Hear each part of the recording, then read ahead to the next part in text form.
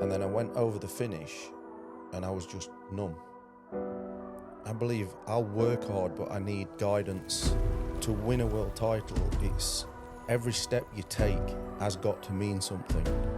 Conrad Muse is the most talented person in a motocross paddock. You're listening to The Grind Podcast in association with Ultrasport, the home of action sports and outdoor. Stay up to date by following us on Instagram and TikTok at The Grind Pod. There's one kid who does a podcast. Yeah. Denny Stevenson. And I can't listen to him. Why? Because you know when you got like dry mouth and he's like, and it comes across on me, so I can't listen. That's why you need to have some water. Constantly have some water with you. I came prepared. So welcome to The Grind. So this is our second episode. So thank you very much for taking the time. Jamie Dobb. So you are probably most known for motocross. Yep. But you have a wide array of, I'd say, fingers in pies over the last few years, right? Trying to find my footing kind of thing. Yeah. I think, being able to diversify and, you know, you've gone through obviously an amazing motocross career and then over the last few years dabbled in other bits and pieces. And I know that you do a lot of other stuff outside of the sport, which we'll talk about. But firstly, thank you very much for taking the time. Oh, thank really you. appreciate it. It's this is a new little venture for me. Yeah. So thank you very much. How are you doing? I'm good. It's quite fitting that I'm the second one, seeing as that was my race number when I did. Number 2. When I did become world champion, so yeah. So There you are. I did think about it. there we go. Rather be lucky than good any day. Yeah. So going back all the way back to the start, when you got into motocross, how did you get into the sport? Was it a family thing, or was it just something that you fancied? No, my uncle, my dad's brother, was really big into bikes, and we lived on farms. So we had one arable farm and 2 pig farms, one breeding and one fattening unit. And my uncle lived on one of them, so they had land. So my older 2 brothers, Richard and Julian, had bikes and then started riding, and obviously little brother wanted to do it. And I've got a sister, Sarah, as well. She used to ride road bikes, but was never really into motocross.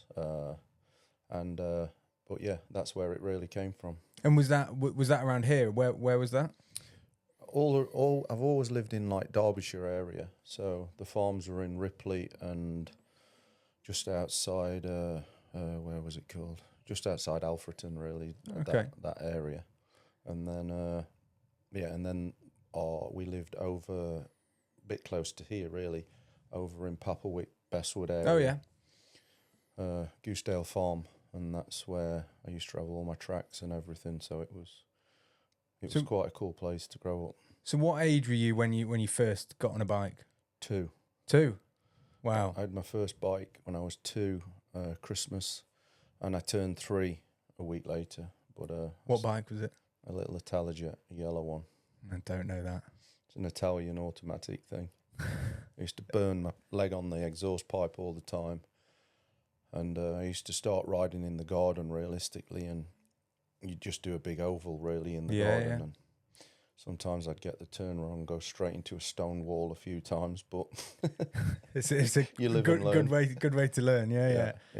So you 2 going into 3 when you first get onto a bike, and then just messing about in the garden over the next few years. And then what was sort of the steps from that for you? Was it schoolboy racing? Was it sort of local track days? What was the sort of steps? Yeah, I mean, because of living on farms, we never really went to practice tracks because we had our own kind of thing. But the first event I did was a trial in Chesterfield. I think my brother pushed me around most of it. So. And how old were you then? I was probably 3 when I did that. Wow. And then I went, it was probably later on in that year.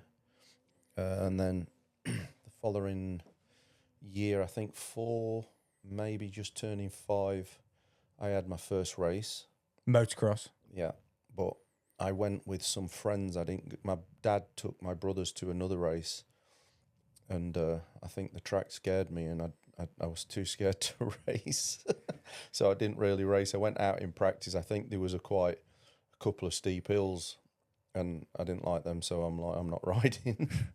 I don't blame you. I mean, I'm by no means a good rider at all. I can just about get around here, but the minute there is a rut or anything like that, I'm not keen on that at all. We can help you with that. No, I think I'm all right for getting any better. Quite happy with where I am. And so, was there a point in your sort of early career of racing and riding that you thought, or maybe your family thought, that this could be something that you did as a career? Because there's got to be a point at which it goes from being a hobby to something that you think, oh shit, okay, this could actually be something here. My dad's quite a serious person, and if you're doing it, you're doing it. There's all in. Yeah, there's no half-ass in it, should we say. And it was probably, I think, about 11, and I was quite fortunate that the second race I went to, Paul Malin was there, and so we were arch enemies throughout our lives, but it made us the fastest kids in the world. The rivalry we had. Yeah. Had me and Paul been around today, I honestly believe we'd have had many world titles between us. Because back then you got no help. You were on your own. Yeah, yeah. Whereas in now, like what I was able to do to Tommy, you can babysit them and put them on the path that just, all the mistakes I made in 20 years, Tommy didn't need to make them. Yeah, yeah. And that's what's good now. They've got that setup and support to be able to to take them and take them to the next level. And also, not jumping forward, when it wasn't an easy job getting Tommy that factory ride at the age he was, but they were willing to take a risk back then. Yeah, yeah. Where in my day and age, there was no chance. No, unless even a few years before Tommy, there was no chance. Really? So I was on a bike, and back then, a factory bike compared to production bike was very different. Is it not so different nowadays? I know obviously there's the parts that they put on and all the different bits and pieces is obviously not stock, but is the kind of the bones pretty similar? You can compete, you know what I mean? There's a couple of seconds between a bike that you roll off the showroom. If you put Tim Geyser on a bone stock Honda or his factory Honda, there might be 3 seconds in it. But that's all. Back then, it's a big difference. You didn't even have a disc back brake. Really? Disc brakes was only just coming in. So you can imagine it was like... So what was it like? If it wasn't a disc, what? Drum brake. Oh, okay. Wow. Yeah. Like if you landed off the tabletop here, the main one, you'd have to be on the brakes to be able to stop before the corner. Wow.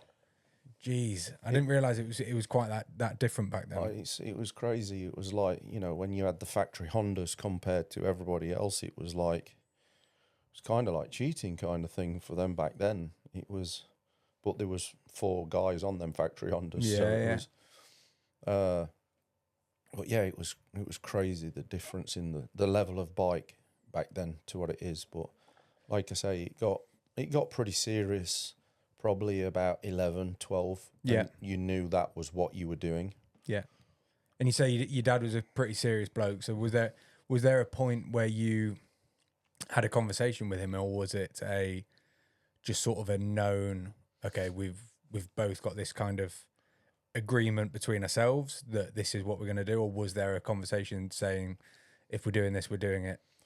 It was a weird one. I got to the age of about 11, 12, and you kind of start missing what your mates are doing, and I started playing some ice hockey, and I turned around to my dad one day and I says, I want to stop riding motocross, I want to play ice hockey. How did that go down? Well, my dad's a farmer, so he never cussed or anything, And he just looked at me and says, "Don't be so fucking stupid." And that was it. But he did have a point, because I was absolutely shite at ice hockey. So yeah, he obviously led you in the right path. And when you're in that sort of level of being a 11, 12-year-old, just finally deciding that the sort of motocross is going to be your path, was there sort of standout influences from people in the industry that you looked at and thought, wow, okay, that's sort of who I want to be like? Yeah, we went out to America early on, and Ricky Johnson, we got to know him, and it was just before he turned pro. And so because of that, he was a big influence, because he became like so special kind of thing without what he became. And then I had Dave Thorpe here, because obviously Dave was world champion, and it was someone to aspire and to look up to. So they were the main two people I probably looked at. And then, but I took things from many, like Johnny O'Mara, how he rode and everything. You know, my dad we went to the odd training school. I went to probably 2. We went out when we were in America, we did 1, but it was just more of a procession kind of thing, riding. I learned a lot more, and knowing what I've learned in the last few years, I'm visual. So my dad would take us to races, to Grand Prix or British Championships, and I'd learn so much more by just watching and things like that. So, like I say, it's something I've learned. I wish I'd have known back in the day with the dyslexia and stuff. I was 29 when I found out I'd got dyslexia. And then obviously it's on the autism kind of thing, which probably makes more sense to me how I am. And, you know, I'm very black and white. I look at things in a different way. And had I have known that back then, I'd have probably understood a lot more. Made a bit more sense. Yeah, because I just thought, I didn't know what I was doing. Why am I thinking like that when everybody's doing this? I must be wrong in what I'm thinking.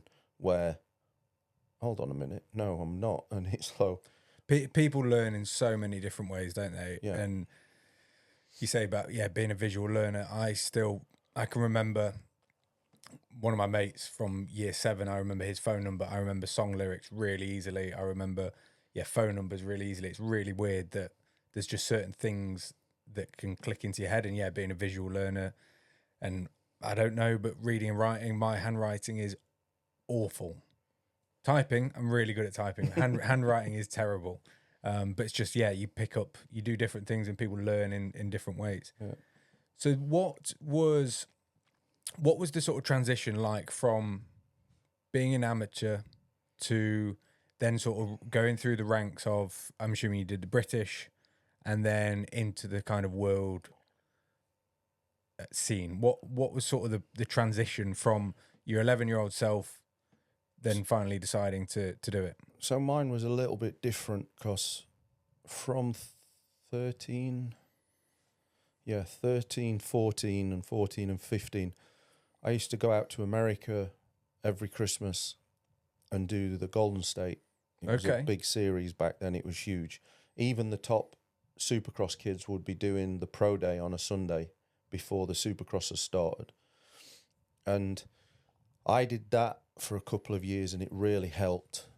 Paul tended to go to South Africa, but then the second year he came out there, and he ended up breaking his leg at the last round of the series. So he was out for the whole of 86. Wow. And I believe a big instigator, and it was, I've always led to believe it was Dave Thorpe, spoke to the ACU, because the rule used to be 16. Right. But they had it changed to 15, so I could ride in the British Championship. Ah, okay. Because my competition wasn't... Now Paul was gone, me and Paul would be a long way ahead of most people most of the time. And that's in like the schoolboy class? Yeah, the schoolboys. And we were in, I think it was be the experts then, it was senior and then expert. So I'd won everything on a 125, because it was tough on the 85s, because I was on the Kawasaki was a better bike and everything. But then when I got on the 125, it was a level playing field, and I had a pretty good year. And then I went to Kajiva because Kajiva was winning everything at world level, and I got promised the same factory bikes and everything for when I went Grand Prix. So 87, I was 15, and I did the British Championship and got third. And it was quite a unique experience because there was a couple of times, a couple of them wanted to beat the shit out of me, and they were waiting for me after the race. And, you know, we spoke later on that year. We went out to watch the Nations in America, and he was racing, and we were fine. And he's like, and he apologised, and he's like, look, I've got a 15-year-old kid. I've just become British champion, and then all of a sudden you're here. And I'm like, yeah. And it was because it wasn't really the done thing back then. So it was quite scary that you imagine you've worked all your life and a 15-year-old kid. There's many done it since, so it's not so bad.